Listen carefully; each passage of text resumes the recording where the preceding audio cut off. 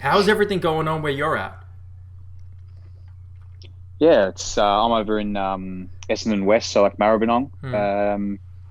Yeah, it's been difficult. I think my missus has done it a lot harder than I have Yeah. because she had to stay in Melbourne and we had to go into the hub in Sydney. So yeah, she's doing it tough, but the whole state is, mate, and we just want it to be over, I guess. I know, right? Are you still able to maintain your schedule of training and staying on top of your health and wellness? Like, are you keeping your habits in check, or does it get like even for you? Does it get like real difficult sometimes?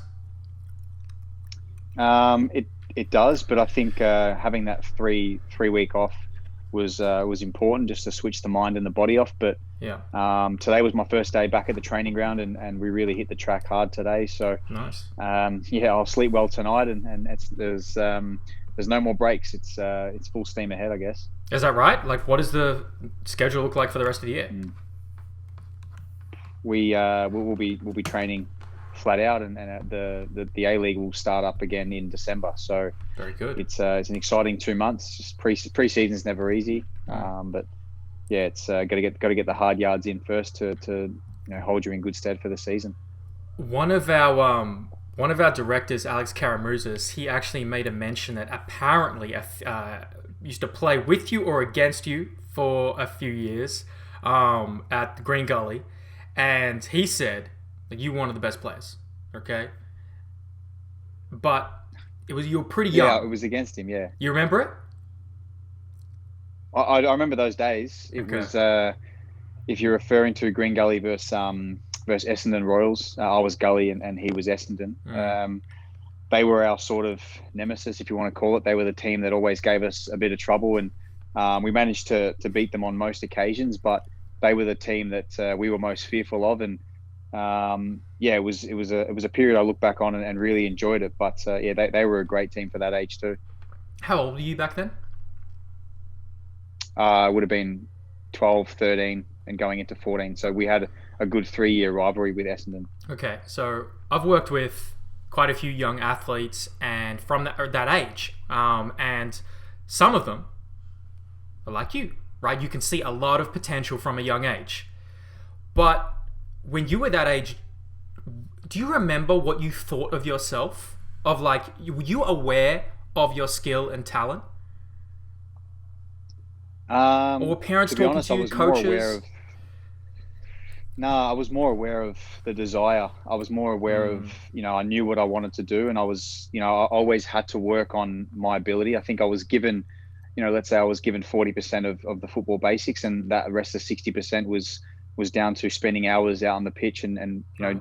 training when I wasn't supposed to, when it wasn't structured. I was doing things by myself and with my twin brother, and just working on with my dad, just my left foot and right foot. And at that time, I didn't think I was the best, but some people say that when you were at that age, you were the best. But I didn't feel that way. I just felt like I always wanted to work and improve.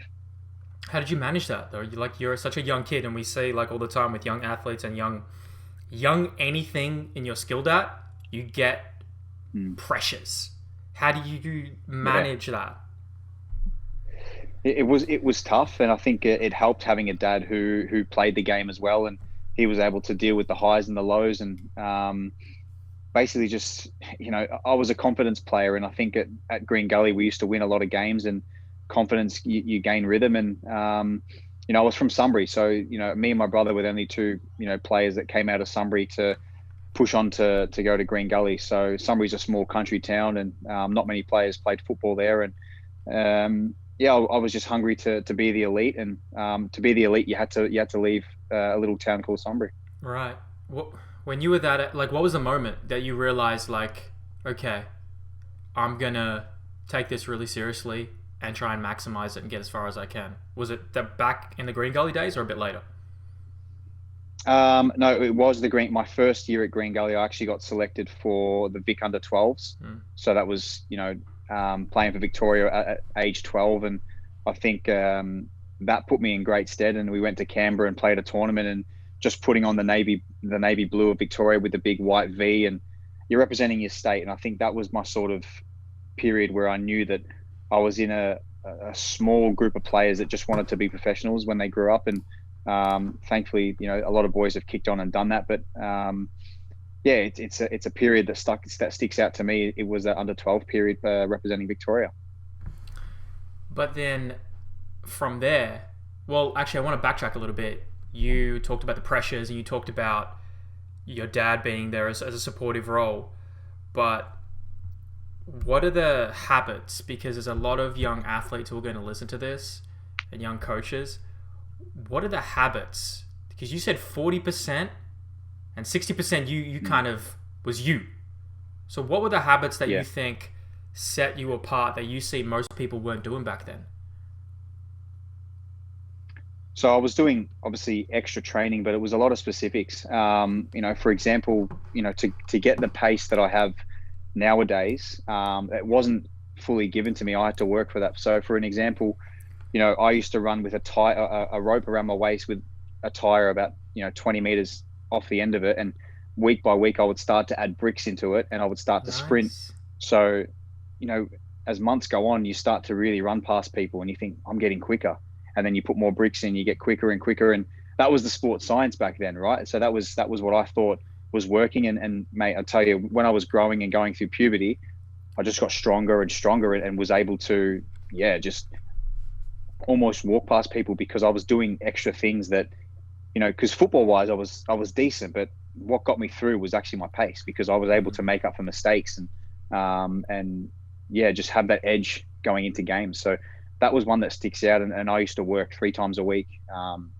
6 runs per 40 meters, and yeah, that's one that sticks out, to be honest. So you were essentially doing what we call in the strength and conditioning world sled sprints, right? You had a heavy load behind Yep. you, and you were sprinting, which gets you into a really nice position to help improve technique. You were doing Yep. that what from a young teenager? Yeah, so I did little athletics, and There I was you a go. good 800 I was a good 800-meter runner. So my technique was quite good over a good period of time. But I feel as if my sprint distance, where my first 10 to 15 yards, I believe I was the quickest in Victoria in football, not athletics, but in football. Hmm. And in this game, you only need 15 meters because the pitch is only 110 meters long. So back then, I used to just knock the ball and run, and it worked to my advantage. And I'm still using it to this day with my speed. And that little 5 yard gives me the advantage against the really experienced and strong defenders. That is so valuable to be so young and incorporate that intelligence, strength, and conditioning. Did you have a coach guiding you? Was that, or is that, where did you get that from? Because it has to come from somewhere. So yeah, look. So basically, I didn't. So the following year, the under 13s Victoria, I didn't get selected. So, and their feedback to me was, you just need you're not quick enough. So that burnt a little thing inside my stomach, and my dad said to me, look, here's a little trick that we can do to get you quicker, the old school way, and it's getting a tire, an empty rubber tire, and running with it, and then week by week adding a brick. And basically it was my old man and me going down into our backyard, and yeah, doing sprints like it was like there was no tomorrow. So it sounds so simple, and nowadays the sports science has gone to a whole new level, which I see day to day. But yeah, the old tire just brings back memories. Without your dad, I mean, this might be a bit cliche. You might have been asked it before. I'm not sure, but do you think you would have found soccer without your father? No way. It's a simple answer. No way. Yeah, I mean, I can ramble on about what the things he's done for me, but he gave me the love of the game, and it's in the blood. But at the same time, I wouldn't be sitting here today having played for my country if it wasn't for the little things that my dad. Because the one percenters, they're the ones that actually get you over the line in the long run, and they add up. You think that it's only 1%, but when you start to do 10 1%ers, that 10% is huge. No, that's a great point. There's a great book called Atomic Habits. I'm not sure if you've read it, but it talks about these 1% increment improvements. 1 week, every week, 1% adds up to a huge compound interest, right? So true. So I wonder, all right, you had the guidance of a really strong father figure who was able to push you and guide you. You talked about the strength and conditioning, keeping you physically prepared. What were your other 1%ers? Can you list them off? Can you, now that you think of it, reflecting back? Yeah, just basically, if I was to train at Green Gully, we would finish training at say 7:30, but I would stay back with my dad and my brother, and so all my other teammates are going home, but I would stay back for another half an hour to 45 minutes working on shooting. So, my brother was a midfielder and I was the striker. So we used to work on the way he could pass to me, whether it's a long ball or a ball through the middle or a through ball. When it come to the weekend, it was repetition, and it was something that it just happened fluently. And that's what transpired into, the way we played on the weekend. So that's another 1%er is we stayed back post structured training, and I still do that to this day. Was that your choice, or was it your dad pushing you to do that? I don't think either one is bad, but what instigated that? You know what? I think I had the hunger in me to do it for maybe 10 minutes, but he would say 10 minutes is not going to get you much. Let's stay for another 20 minutes. But then once you get that hunger and you get the bug, and when you see improvements, you enjoy it, right? So I was enjoying scoring goals and hitting targets from weird angles and using my pace to then transform that into games. I was seeing a whole new player from a 6-month period, a whole new player. Wow. So just another testament to your father. How did he communicate to you? Because some coaches and fathers or mothers, it's like, we're doing this. It's like, that's it. Like, this is what we're doing. And there's, until you grow up to be, or you don't play the sport anymore, this is what we're going to do. Or some others are more laissez-faire. Where did your father fall across that spectrum? Look, he gave us free reign. The fact that we loved the game within ourselves, and me and my brother, we loved it, helped him. But it wasn't hard for him to motivate us. It was easy. If he said to us, we're staying here for half an hour, then we would stay for half an hour.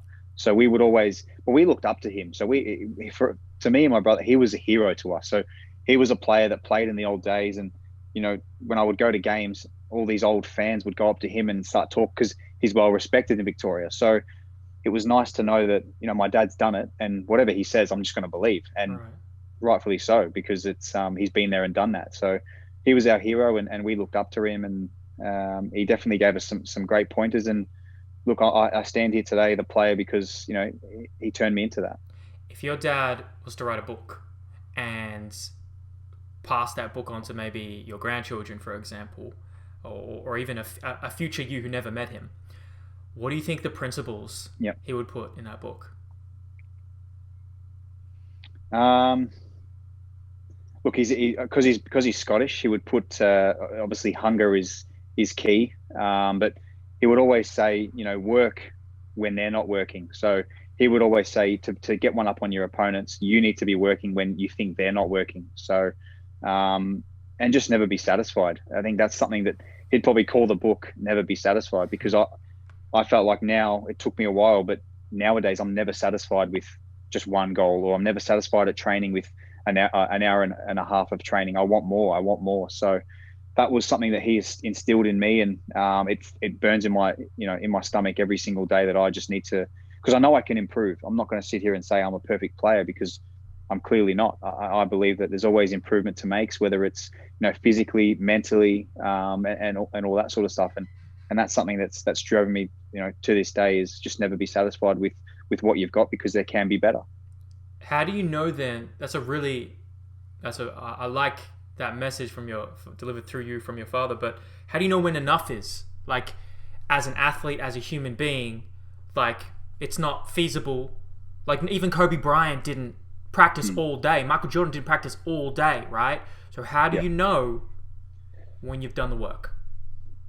I think within your mind and your stomach, and it's for an example, before a game. So on a Friday, I would do maybe 30 to 40 shots, and if I manage to score 25, then I kind of just want another 5 more goals. That way I can take my percentage rate over 60%, and then I know I'm in a good place. And tomorrow when I go out to the stadium, that I'm mentally in a good place, and I'm confident, because confidence for me, being an attacking player, is key. It's one of the most things you can have in your ammunition, is confidence. And when you don't have it, so when you do have it, you've got to look after it. And that's something that I just keep topping it up as much as I can, and without being too overconfident, because then you get blasé and you get complacent. So it's maintaining that confidence. How do you do that now, though? Because you could easily become overly blasé, like being one of the best strikers in the A-League. Like, you have every reason to be arrogant, but you're more, you seem grounded, soft-spoken, but assertive at the same time. Like, how do you keep that level-headedness?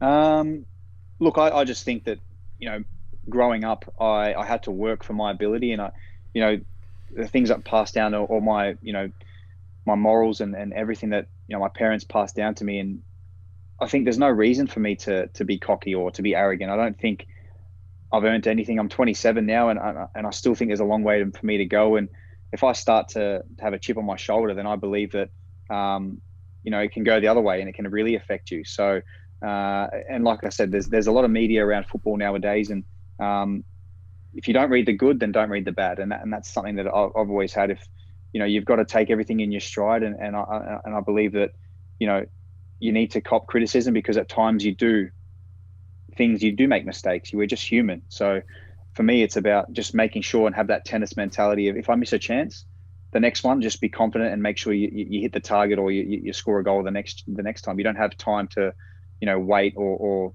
dwell on your missed chance. That's a great point. Do you have any techniques mentally that you go through when you're in a game, you're in practice, and you find yourself, I'm dwelling, damn it, I'm focusing on the miss or on the mistake? Like, as a human and an athlete, like, what do you do in those scenarios to get yourself back?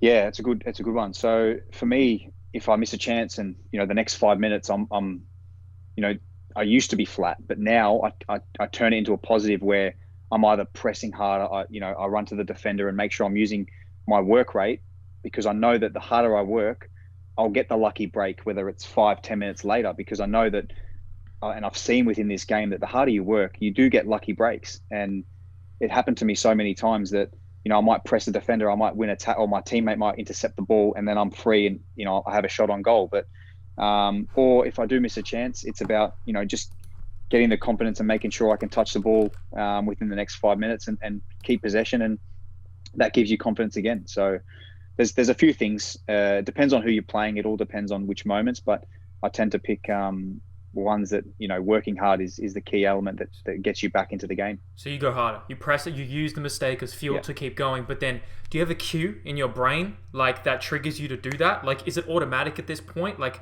when you started doing it though, it wouldn't have been, I imagine, automatic. Like, for the younger athletes trying to establish this, do you have any like affirmations or cues? Yeah, correct. At the start, it wasn't. At the start, I was body language and, sulking around and saying, I just missed a chance. And, 5 minutes goes by and then a ball comes across and you're not mentally fresh. You're not mentally there. Yeah. And now I've got to a point where it's automatic. It's a rapid reaction. If I lose the ball, if I miss a chance, it's just my body just goes. And I use that adrenaline to, the adrenaline that I'm going to use to sulk, I actually use it in a positive way. And sure enough, 5-10 minutes, 15 minutes down the line, that I'll get another chance, and then it's up to me to be clear in the mind to score those goals. But I'm not going to say to people that it just happens overnight. It does take time, but just try and use, because you're going to use a lot of energy thinking about something that's already gone. Right. So don't worry about that. Just use that energy to now think, okay, what's next? And that's something that's taken me a couple of years, but in all fields of sports, you can use it for sure. That's so practical. It's practical in life, because we're all going to go through trials and tribulations, right? And it's like, why don't we use the negative emotion to create more motion to propel us forward? Yeah. You talked about confidence and how important that is to you. But in an effort to kind of make you more relatable and to kind of tell a story, what do you remember moments or stories where you had moments of just lack of confidence, just insecurity on the field, in training, as a player? Do you mind reflecting and sharing that? Yeah, for sure. So I'll rewind a couple years, or maybe 6 or 7 years back, when I was at Perth Glory, and I was a young up and coming player. That I was 19 and wanted to really play, and I felt like I was unbelievable in training, scoring goals, really impressing, but then I would be on the bench. So it was tough for me. Okay, no worries, I'm on the bench. Then I wouldn't come on. So the following week I wouldn't play, and there was a period where I actually came on one time and we were losing 1-0 and I scored 2 goals. So obviously the coach, in the media is saying, he's taking his chance well. But the following week, after winning him the game, I was back on the bench. So that was one that sticks with me is, I can either sink now or I can swim. So whenever he brings me on, just make an impact, make a positive impact for myself, not because he's not going to look after me, So do it for yourself. Do it for, even the people that know you, that know you're a hard worker. Because, like I said, the harder you work, the luckier you get. And sure enough, mate, I finished that season as a bench player, but I scored 10 goals that year. So I was kind of took pride in that. I ended up leaving and signing for Brisbane, but that was one that sticks out. Is I made such a negative because I would go home and be miserable, but I made such a negative on the field, turned it into a huge positive. And then, whatever happened at Brisbane is history because I put myself in a great position because I could easily have gone the other way, and then I wouldn't be sitting here as a player who has gone on to play for his country. I could be a part-time footballer that didn't make it at Perth Glory, and I've got a day job. That's the fine line, and that's one that sticks out massively. Man, but you had to have a moment to push you to have that realization, right? Because some people, they sink. They don't face the challenge of, I'm going to make every minute count. How did you realize, or what was that moment? Did someone say something to you? Did you read something? What was the trigger for you to realize, hold on, I need to stop sulking and just focus on me and what I can control? Well, I had a lot of experienced players around me, and they said, look, keep doing what you're doing. And I remember just sitting there, even myself, with 6 months left of the season, I thought, you know what? I'm just going to have a focus. I'm not going to be in Perth for the next, after 6 months. So let's make this 6 months a really, really good one. So I then took back to my roots where I was doing the sleds after training. I was doing, staying back for 30 minutes, and I was doing things that put me in a good, happy place if training didn't go my way. So, and then, you fast forward to the weekend, I would come on as a sub, make an impact, maybe get an assist or maybe get a goal. And then the following week, I processed and accepted the fact that I'm a bench player. I just accepted it because for some reason the coach and players and people are always going to experience coaches that rate you and some that don't. And I just knew that I was up against it with him. So I just had to accept it and move on. And whenever I got given the chance, whether it's 5 minutes, 25 minutes, just make an impact and do it for yourself, because you know that in 6 months' time, you won't be at Perth, you'll be somewhere else. And at that time, I didn't know it was going to be Brisbane, but I knew that I've set myself up in a great spot. And yeah, so it took about a 6 month build up, but mate, it worked so well for me. That's amazing. Have you had any of those moments recently, like in the last couple of years?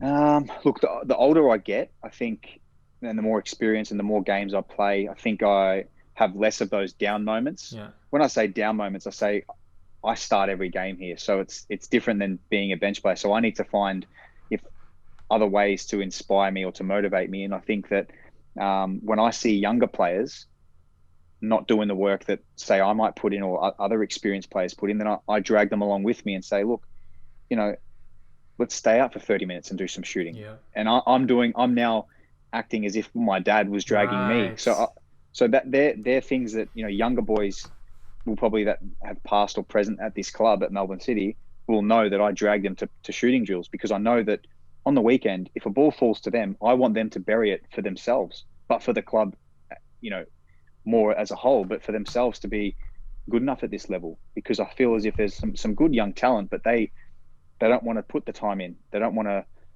work hard on their craft. They think that where they are is enough. And that's why I keep saying, don't be satisfied. I'm not satisfied. And I'm the top scorer in the league. So you shouldn't. So it was, it's a nice thing. And as an experienced player, it's nice to give those moments to the young boys, because sometimes they need that. I understand. Younger boys need a bit of guidance. Just like you with your, I mean, it's so great that's such a beautiful thing that you're able to honor your father through what he taught you to other young athletes, like they're your sons almost. Well, I know it works, and that's the thing, mate. It's I know it works if you give it the right time and you give it the desire and the hunger to improve. You will see results. I wonder a lot of things. I got so many things rattling around in my head, but I think sport and competition is one of the greatest things that can teach you about life, right? And who you are, and it reveals who you are as a person. I wonder, throughout your career, what has soccer taught you about you? Like, what has it revealed? Like, eh, yeah, what has it revealed within you that you didn't realize about yourself? Yeah, man, that's a nice and deep question. I think it's made me realize that not to take the game for granted, but Yeah. that there's a whole nother life to just sport. Um, and I know it's just a game, and I think that I've worked so hard to get to where I am today. But when I finish or when I come off that pitch, I've got a beautiful family at home. I've got my family who's in Sunbury, my parents, and life is something that can't be taken away. I've spent 11, 12 years out of Melbourne. Now that I'm back, I kind of don't want to miss out on those moments that I've missed out on for 11, 12 years, so I think it's opened my eyes a bit to realize that there's going to become a point where I hang my boots up, and that's something I have to process. And there's a whole nother life than this game, and I've got to make the most of it. I'm 27 now, so I believe that I would love to say, if someone said to me, you'll be playing professionally till you're 37, I've got a 10-year ticking clock. So it's I'm just going to give everything I can, mate, to make sure that I stay in this game for as long as I can, and still love it. And that's something that I can push on and become coach to the younger players. That's awesome. But you're thinking present, being here with family, but do you think about, like, there's many professional athletes that we could think of that started getting into various endeavors and hobbies and businesses throughout their career. Some of them just hyper focused and just did the one thing, and then found themselves at the end of their career kind of lost a bit. Are you thinking about that now? Like, oh, what are some other things? What am I interested in this life beyond just soccer? Or is it just, nope, that's it. Plan A's are the only plan? You know what? I still am of the mindset of plan A's. This is who I am. This is how I'm built.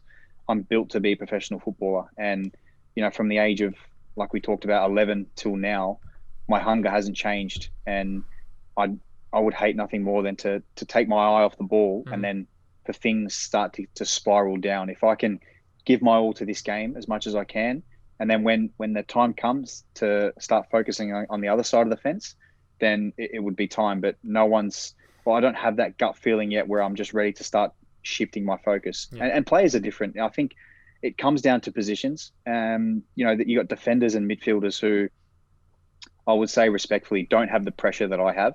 If they have a bad game, they can go home and sleep at night. But if I miss a chance and my team loses, I can't sleep at night because it's a pressure game, and strikers and goalkeepers live and die by saves and goals. So I think it comes down to, players who reach a level and they think that, they can open a cafe or they can open a restaurant, and that's great. I've supported so many players that have done that, but I believe that where I am now, I couldn't stress myself out enough, because I'm stressed enough as football is, because it's a week by week game, because you could have a great game and then the following week you'd have a bad game. No one cares about your great game. They just want to magnify your bad game. Yeah. So I don't want to shift my focus just yet, and I'll know when the time's right. Yeah, like you said, it's a super individual thing. I just wanted to know where your headspace was at. But you said sleepless nights. You miss a goal, something like. What's the most memorable sleepless night where you're just like, God damn it, I wish I could take that one back?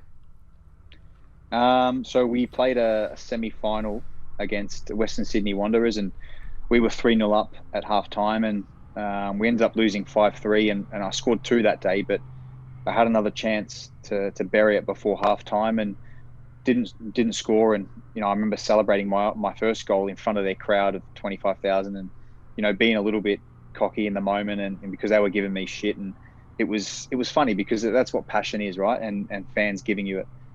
But then I went home and I couldn't process losing that semi-final after being 3-0 up. I just couldn't sleep. I remember waking up the next morning, going to breakfast, and the boys were saying, like, none of us could sleep. And that's what showed that it actually hurt us, because we knew that a great opportunity had gone past, and 12 months, you have to wait 12 months for another moment like that, because final series is cutthroat. What do you do with that? Like, how do you handle those emotions? I'm the sort of person that bottles it up, and then if someone says something that just rubs me off on the wrong way, it just comes out. And I've gotten better with that, and as I get older, I start to understand that not everyone's coming from a bad place, and that, they just want to pick my brain, and maybe they want to understand or how I feel after the game and what I'm thinking. But the younger Jamie would just bottle it up and not show any emotion. But now I think emotion's great because you're able to get it out, get it off your chest, and lay it out bare in front of the people that you go to war with, so to speak. And if we all can do that and look each other in the eye, that says enough in itself that we've all given everything. And if it didn't go our way, then at least we can say, we can look in the mirror and look at ourselves and say, yeah, we did everything that we could. Yeah, I think that's so important. Like when you can honestly though, like, because some people lie to themselves, right? And they're like, oh yeah, I did everything I could. I worked as hard as I could. Did you really though? Have you had those moments? I think everybody does, but I mean, maybe you have, maybe you haven't. Of like, you thought you were doing everything you could, but then you really realized I wasn't. Yeah, and if I even just talk about most recently, so we had our season shut off because of COVID in March, and we had from March till to June of doing nothing. Like we were twiddling our thumbs, sitting at home, waiting for COVID to die down and for our season to kick on. And I got a bit complacent. I was sitting at home, getting a bit lazy. And when I came back in June, I didn't hit my distance in terms of training. I didn't hit it consistently, and I was thinking, and I remember thinking back, it's because I didn't put the work in when I was sitting on a couch. And I think that tweaked me in a moment where I look at today. I've just come home from my first session at the club, and I've beaten my record by 300 meters. So I'm kind of thinking, I've done the right thing the last few weeks, because I know that I made a mistake 6 months ago, but I rectified that. And it does take time with fitness and stuff, but little things like that, you just know when you drop the bar and your standards low, it hits you like a ton of bricks, because you realize, and you're not true to yourself. You're saying, that can't be right, and maybe the GPS is broken. No, but you can't run from it. It's actually not. It's objective. You can't hide. You cannot hide. Right. I love that about kind of that data. It just tells you black and white. Although there's nuance and there's things that can happen. But I want to go back. You talked about emotion, how you seem a lot better at expressing that emotion out as a player and human. What are your techniques or outlets? Like, how do you do that now? Do you meditate? Yeah, do you journal? Do you gratitude? Like, what do you work on? So look, before games, obviously I like to write things down. Before games, because sometimes the night before a game, I might have a dream, or I might even just be sitting in my room with my eyes closed, and I have a gut feeling of like butterflies, because I'm envisioning what's going to happen tomorrow or on game day. So I like to write things down, and there's been a few times where I've written down, I'm going to score a brace today. One's going to be a header and one's going to be with my right foot. And sure enough, sometimes it's actually not been a fluke, but sometimes it's actually happened. And it's because I've either believed it and I've written it down, it's gone from my head. And that your mind's a powerful thing. Like, people haven't even probably scratched the surface of what their mind can do, because mine is at a level now where I can envision games before it even happens, envision moments. And it's nice to take it out on the field. And when they come off, it's quite special. It's quite goosebumpy, There's something unexplainable, I think, about that power of visualization. Is it something you do on purpose? Like, I'm going to sit down and visualize now, or is it just I'm resting before a game and it just comes to you? It just comes to me. It really does. I don't force it. I don't choose a time and focus on letting these images come to me. If I'm just relaxing, I'll just close my eyes for a little bit, and the moments will just happen. And when my gut starts to feel a bit rumbly and the butterfly feeling, it's I just know I'm in for a good thing. But I then have to rock up to the stadium and put the work in. Yeah, I'm not just gonna not get to the stadium and just think it's gonna happen. I have to make it happen. Absolutely. Do you have pre-game? Of course, I'm sure you do. But what is your pre-game ritual? I know you talked about hitting 60% on goal as a target. Is that something you do every time? Like, I'm staying here until I hit 60% or X amount of goals? Oh, mate, absolutely. You physically have to drag me off the pitch if I haven't done it. So I love that. It's a superstitious thing. I believe that I need to put myself in the best possible position, because if I do fail, then I can look myself in the mirror, and like we talked earlier, I can look myself in the mirror and say my preparation was 10 out of 10, and I'd done everything I could. But if I just go, you know what, I'm not feeling it today. I'll just go inside, and then the next game I'm sloppy, then I can kind of look back and say, well, you know what, man, you didn't even work hard the day before, or you didn't reach the levels that you're normally at, and you weren't, consistent. So, and that's something that eats me up inside. And thankfully, for the last year and a half, I haven't even had that feeling, because I know that I won't come off this pitch until I'm satisfied. What's the longest you've gone where you've just been missing? Oh, god damn, it's taken forever. Like, do you remember like one of those moments? Um, I'm trying to think now. I think it probably takes me back to even the Brisbane days, where there was a period where, because they loved loading, it's all about loading nowadays, and if you've done a certain load of 6Ks a training session, they don't let you do any more. Yeah. But there was a period where I was tinkering on the 7K, and I was getting in a bit of a heated exchange with my old coach John Aloisi, because he was saying to me, just get off the pitch, like we need to be fresh for tomorrow. But I was like, I've only scored 10, I want 15. And it was that was a period that I can remember very fondly, because steam was coming off his head, mate. Yeah. And it was like, I'm not ready. But he was an ex-striker, and he understood. He was a Socceroo legend, and a joy to work with. So he understood me, and thankfully let me stay for the next 5 goals. Good for him. As he should. It's like, it's 5 goals, coach. Can you give 5 goals?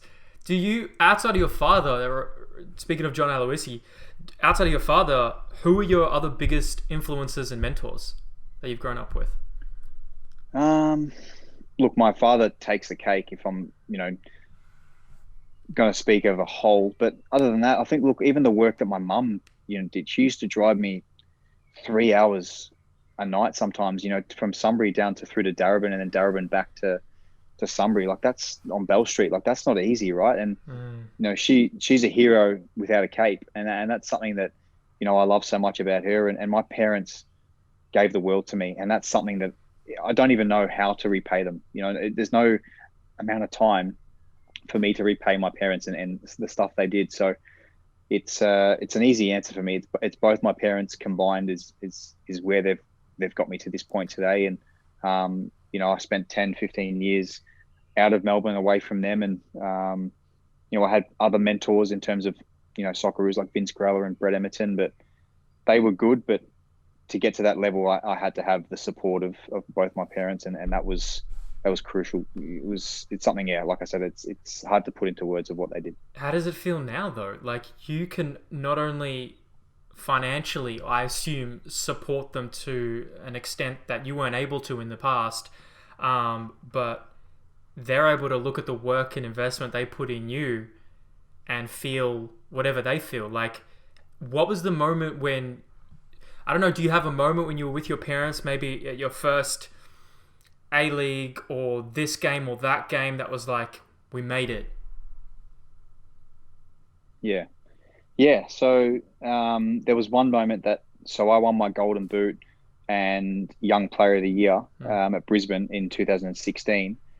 And I remember coming home to Melbourne, and my father gave me a cuddle, and he just sort of said to me, "You've bypassed me." And when he said those words, it's kind of, he was saying to me, you have bypassed his, like, I've succumbed his, or surpassed his career, and that was a nice feeling to know that my father acknowledges the work I've put in, that he's laid the baton to me, and I've taken it to a whole new level. And funnily enough, a couple of weeks later, I went to play for my country for my debut for the Socceroos, and that moment rings true, because I'm not going to sit here and say I was a better player than my dad, but I've done more in the game than him. And for him to say that as a proud dad was a pretty spine-tingling moment. There's no way for me to, anyone to feel this, but I hearing you say that gave me goosebumps, because I can feel just like so much work, so many years, so many thousands of hours and investment that they put in you and your father especially. And it was probably, yeah, you're right. It was probably maybe hard for him to say that. I don't know. Yeah. As a proud Scottish man who, he would have had his own ego as a player, and for him to cuddle me and say, "Son, you've bypassed me," was a nice thing. What do you feel in that moment? I think we actually just shared a tear moment, because at that point I've just been in the media selected as a Socceroo call up, and being back in Melbourne, because I was living in Brisbane, it was still away from them, and yeah, just a fantastic moment. I think it's something that has driven me to this day to keep carrying that name, the McLaren name, and that legacy in this Australian football. And yeah, I hope I'm making him proud every single game. I absolutely think you are. When you look to the future, do you have tangibly specific goals that you want to achieve, numbers, games, accolades, or is it just more about values? I want to uphold these values to myself, the rest will come. Yeah, I think I can use a bit of Or both. maybe, Like yeah, I'm maybe always both, going to keep sure. my standards, and yeah, I think I'm going to keep my standards really high. But if I'm to talk about goals, and so I'm on 79 A League goals, and I believe that you know other than Besart Berisha, no one else has hit 100. So I'm on. I scored 23 last season, so I believe that another good season like last year, then I could be in the 100 club, and that's only one other player's ever done that, and he's not Australian. So I'd like to be the first Aussie to hit 100 goals in the A League, and I've got Archie Thompson who's on 90, and Shane Smeltz who's on 92. So 15 more goals, and that will see me above them. But ideally, I want to hit the 100 mark and join the 100 club with Bess. That would be a pretty cool accomplishment. Do you know what that? Have you calculated that per game? Well, I have to obviously hit 22 goals next season to reach 100, and it's going to be about a goal a game. So It's pretty. 22 games, yeah, 22 goals. It's pretty doable. So it's a tough ask, but it's doable. But It's it's a tough tough ask, and for like I said, sure. I've got to spend those hours every single day after training. Trust me. Absolutely. How do you go back to your father and going back? I know we talked about some of the values that your father taught you. We talked about confidence, but mentally, psychologically, was there one thing he taught you or something that you've learned throughout the years of playing um, that was especially valuable to you in like how to stay in control of your mental state? Yeah, I think it's it was more a case of if they don't know you personally. So let's say nowadays you've got the trolls, and you've got like if you go through my inbox now, you've got some that are positive, some that are Do you negative, read and them, Jamie? Do you read the comments? Do they get you? you read them. You know what? I do read them, but Yeah. sometimes I'm a little bit bulletproof now, where I know someone's just doing it just to make themselves feel good, and I'm at a stage now where, or I'm at a level where I believe that that's not going to hurt me, and if they don't know me personally, then I don't take it personally. So it's more a case of when they're starting to say, "I hope you break your leg," "I hope you die," like things Yeah. like that. When they cross the line, it's a Just bit too trolls. much, and They just look at they um, just want that attention to get you. They want that response. yeah, and that's something I see with a lot of other players that do read it and take it personally, but Yeah. everyone takes it differently. And I think over the years, as I've started to, like I said, don't read the good, don't read the bad. So it's been able just to stay at a level, and just know that within yourself, and the people that do love you, they think you're a good player, and that's all that matters. Your coaches and your teammates, they believe in you.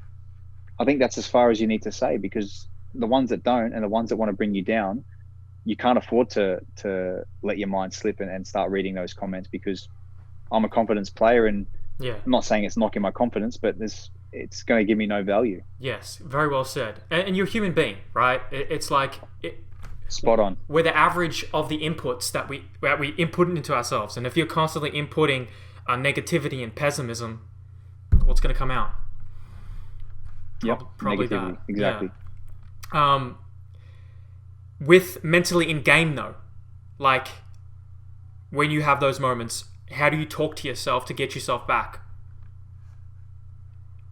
Look, I just say, if it's like we talked about earlier, I'll just say, come on, like next moment. I'm able to compose Okay. myself, and a lot of defenders try and get in my ear, and hit me off the ball, and you kind of just you show them that you're not bothered, whether you are or you're not. You show them that you're not bothered, Mm, and that's something that whether it's you kill them with your smile, or you kill them with kindness, because at the end of the day, I know the one who's going to be laughing at the final whistle, because I would have done everything right. And at the end of the day, he's trying to get my attention, but I'm not trying to get his, because in 5 minutes time, I'm going to be making a run where he doesn't even know where I am, and then my midfielder is going to pass me the ball, and it's sure enough going to be a chance or a goal. So I can't let, like I said, trolls or defenders get into my head, because then I'm defeated, and I've become a little bit more bulletproof than what I previously was. That's So powerful. It's not easy to get, but I think I've been able to, because I've had a lot of adversity, that I'm able to deal with shitty moments, and not too bad. But do you think that's what you need? Like, you need to be hardened through the adversity, but you also need the tactics and techniques to deal with them appropriately?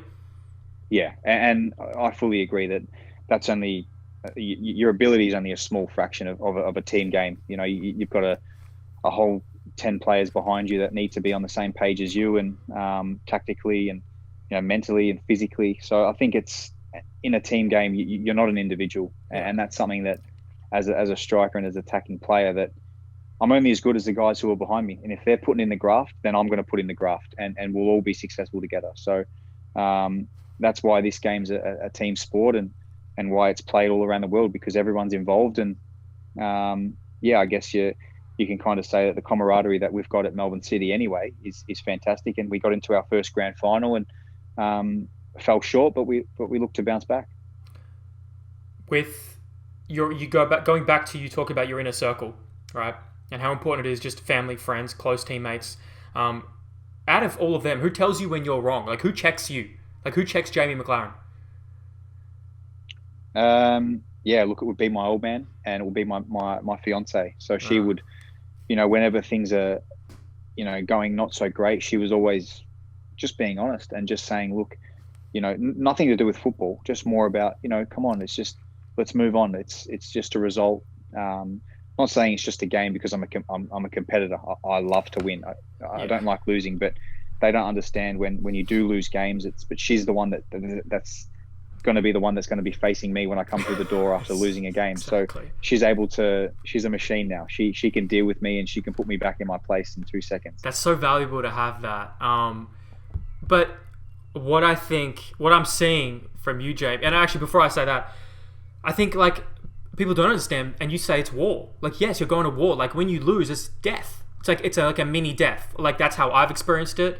That's how I don't know if you experience it like that, but it's literally like a life and death experience. I know it sounds, I don't know, maybe callous to the actual experience of death. No. You know what I'm saying? Yeah. Oh, fully agree. And I think it's, after a full-time whistle, and you've given 13 kilometers of running and high intensity distance, and to think that you've put in all that work and you get defeated, it's deflating, and it hurts.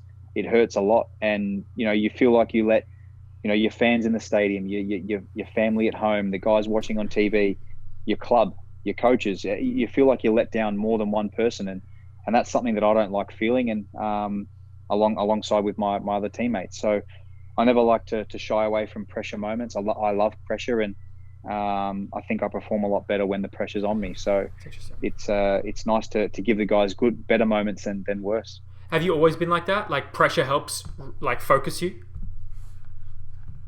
Or is it learned? Nah, so talent? I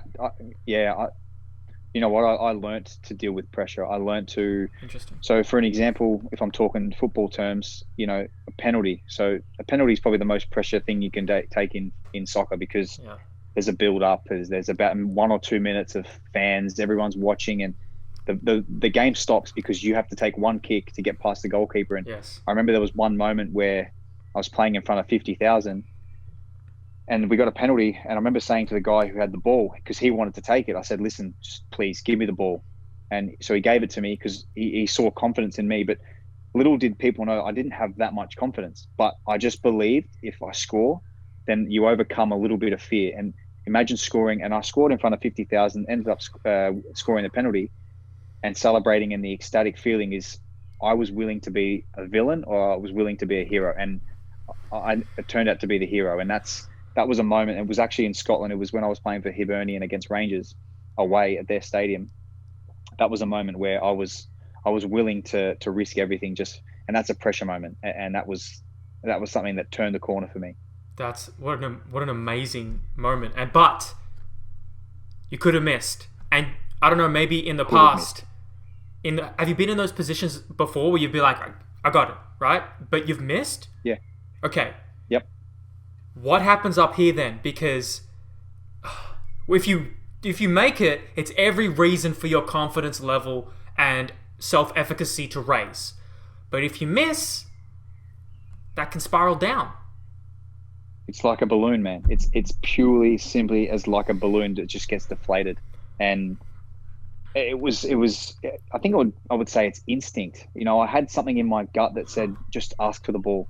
And I wouldn't have really cared if he had said to me, nah, I'm taking it. I would have probably stood back and said no worries. But because he gave me the ball, I thought, you know what, this is my moment. And sometimes this game is divided between players who want to step up to pressure points, and that was the biggest pressure thing that I've had till this day, where I can just simply remember every single moment from when the referee blew the whistle. I've got the video on my phone. I mean, it gives me goosebumps, and to celebrate against 50,000 fans was a great feeling, and till this day it's goosebumps. Man, I'm really enjoying the conversation, Jamie, but I want to be respectful of your time. Are you good to keep on talking and chatting? Or you got to go? How long you doing? Yeah, we'll do another 10 minutes. That's fine. Beautiful. You talked about your days in the UK, and I wonder, when you summarize that entire experience, yep, because it's a big decision to move your whole life to another country for about a long time. What do you take from it? Like, what do you summarize that whole experience? What did that teach you? Well, I left as a 15-year-old, and I remember, going to parties, playing for Green Gully, having friends, having family, all close to me. Yeah. But now I'm sitting in a room with four walls in England. I don't know many people, but I'm going every day to play with the elite that's around the world, the elite European young players. And I was sitting there going, okay, well, I'm Australian, and maybe they look at me differently, but I had a British passport. So, and the Maclaren surname is as Scottish as it comes. So I was able to fit in quite well, but I still had to earn respect, man.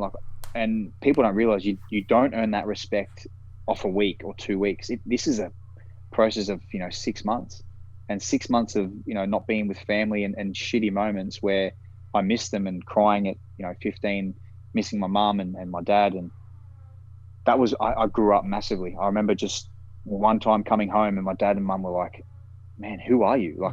You're completely, I've got bank account, I've got a phone, I was doing all these things that no kid should ever have to do because it's all given to them. And I'm cooking now, I'm doing washing, I'm washing my own clothes, I'm booking flights. I'm doing things that as a 15-year-old, no kid does. A very small percentage does. And I think I turned into a man within 6 months being away from my family, and that put me in a great stead. And I look back on my time in the UK, the 4.5 years I spent was huge mentally, because I almost felt like something was trying to break me, but it just couldn't, because I wanted it so much. See, that desire, it's really interesting hearing you speak, because it's remained throughout this whole conversation. Like, we always come back to it. It's that it's more than love. It's like a part of your cells of your body. Like, it's ingrained in you. Do you, like, a lot of players, a lot of athletes, they try and make it to your position, right? I wonder, yeah, do you think they need to have that? Like, it just needs to be ingrained? Or can you override it just from, I don't know, something else? I think everyone can find it within them. Yeah. And different people express their emotions differently. Some are vocal, some show their expressions through physicality, and maybe it's, football terms, it's a tackle, their strength. But a lot of people shy away from exposing their weaknesses, and I think that it's okay to show them, but if you're able to work on them, then you can improve and start to question. Other people start to question, well, if that's his weakness, but he's working on it, how else can we, nullify people? Because this game's cutthroat, man. Like, it's 1 week you could be the best player, the next week you could have your contract terminated. So it's a crazy game, and I think it's not built for, I wouldn't say, because it's not the right way, weak-minded, because there's nothing wrong with going through tough moments and not being able to deal with it, because it's like we talk about, and as sportsmen, it's okay to not be okay. But the way things are, and you know, in tough moments, just being able to just grind through it, and just being able to know that there's a reason why you do it, and that's what's driven me to this day. Grind. Maybe that'll be the title of your book one day. Maybe. You talk about. I want to finish the conversation with. You've been blessed with a lot of amazing people around you. That's what it sounds like. Father figures, mothers, friends, family, mentors. But we all know, and you've probably seen it in your travels, there's plenty of kids who don't grow up with almost any of those role models. Some people don't even grow up without a father or a mother or parents. That's right. What do you tell them? Like when hope is low and despair is highest, but this thing is inside of them, but they don't know the exact direction to get to where maybe you are. Like, but maybe they're listening. What do you tell them? You know what? That's such a huge and big and great question, because when I say I was given everything, I was, but at the same time, I made the most of a situation where when my parents were able to be there and present to take me places and to give me the best to succeed. But when you see players who aren't as fortunate or had the upbringing that I had, it's, you know, just trying to understand them. Like, we've got a few at our club who, you know, don't have or didn't have the sort of the life that I had getting brought up, and it comes down to little things and getting them to enjoy the basics of just wanting to improve, because when they go home, they might not be happy or whatever, but if I can make them sort of happy in their workplace, then they might go home a different person. And if they believe, it comes down to believing that they can be a professional footballer. You know, you've got to instill that. And I think with a lot of young players nowadays, you know, they spend a lot of time on their phones and, you know, PlayStations and stuff like that, where back then I don't think I had the luxury of that. I had, you know, a backyard, which I was able to do, but it's a thing with kids nowadays, is they just need a bit of guidance and direction. Like you said, it's, you know, and I'm lucky enough now that at 27, can I pass that down to a 17-year-old? 100%. I would love to. I would love a 17-year-old to come up to me and say, Jamie, listen, like, how can I improve? Or, you know, my mum can't take me now, but I would happily drive, because from where I live to on the way to training, I guarantee you I'll be driving past a few players' houses. So it's little things like that. And I think that, you know, younger kids just need to be a little bit more vocal and let us know how they're doing, because we always ask how they're going, but the same answer is, yeah, I'm good. But if you just be honest with me and say, listen, you know, Jamie, things aren't that great, then I'm all ears. So it's about having that direction, because we're here. We're not going to charge them for any experience or any sort of advice. We're here to help them. That's you're behaving like a great coach then, and a great father figure and mentor. And the last thing I wanted to ask you, all the coaches throughout your career, because we, Orphic Education, like, we train and deliver certificate 3s and 4s to trainers and coaches so they can become coaches. Yep. But there's certain skills and characteristics that coaches must exhibit to be great. Throughout your career, reflecting back, what do you see as the most consistent common values that all of your best coaches exhibited?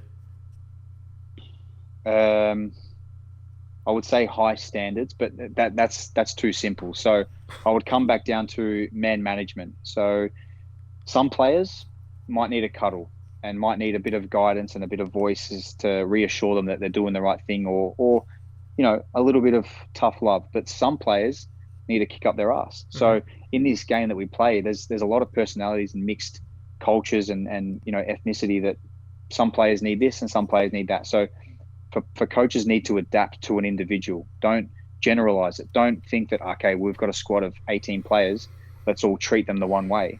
No, it's not the way to go about it. Speak to an individual, find out about him, find out about his background, find out how his mental state is, and actually understand the person, because then when you coach them, you're able to direct, whether it's the hard way or it's the soft and easy way. But at the end of the day, you all want the same end goal. You all want to win games. You all want to be the best you can be. So that's the only way you're going to get the best out of that individual. And that's something that if I ever do become a coach, my man management, I'll make sure that every single one of my players individually, I know everything about, because everyone's different, man. Everyone's come from, like we talked about earlier. I had a good upbringing, and some other person next to me didn't have the same upbringing, but we've got the same ability. But I need some tough love, and this other guy needs a cuddle. It's Right. It's all about being it's purely down to the individual, and you can put that into every single sport. Everybody is different, and it's okay to be different. That's a great way to end it. Jamie, if you're open to... Thank you so much for doing this. Really enjoyed the conversation. No problem at all. If you're down for it, would love to do this next year in person when we can. Absolutely. Awesome, man. Absolutely. We'll let you know. From there, do you have any last thoughts, comments, ask of the people listening, or just... I think people could know where they can find you, but any last comments? Look, I think it's, we rattle off a lot of things today, but I do believe that what I finished on about being an individual, that, stop trying to copy or trying to be someone else. Be yourself, and, let your true self be shown, and don't be afraid of showing emotion, and don't be afraid of, making mistakes, because at the end of the day, like we talked about, we're all human. And I think that every player needs to understand, or every person, whatever happens, even coaches, one coach is going to be different to another coach, and you've all got different tactics, different ways to approach a game or approach a moment. So if I can finish on that, just be yourself and work hard, and you will get the reward that you want. Well said. Jamie Maclaren, thank you so much, my friend. Look forward to meeting in person one day and having this conversation then. 100%, man. Thank you so much. See you, brother.